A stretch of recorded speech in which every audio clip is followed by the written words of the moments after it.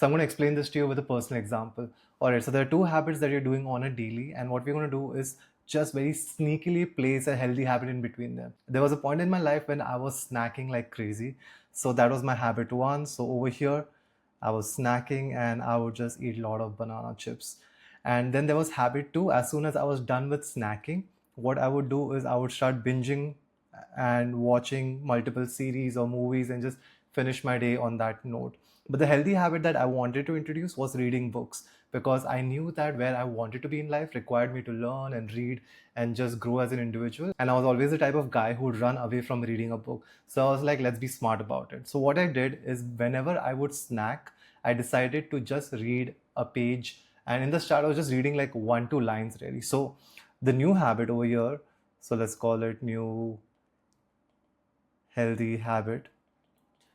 So as soon as I was done with snacking, I would just very sneakily read 1-2 pages of any book that I really liked. And as soon as I was done with that, I would go and watch a series, whichever I was watching at that point.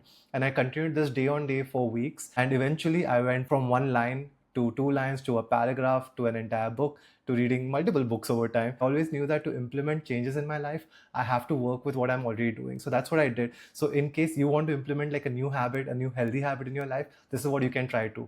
Just ask yourself what are 2 habits that you do back to back that you really enjoy, and you can sneakily put in a healthy habit in between them, because the mind always wants a reward at the end of doing something. So if you put in a healthy habit in between 2 habits that you anyway enjoy, your mind will just be like, okay, it's pretty chill. I enjoyed doing that. Maybe I can do that again and again. And yeah, this really helps, and I would highly recommend you try this method out.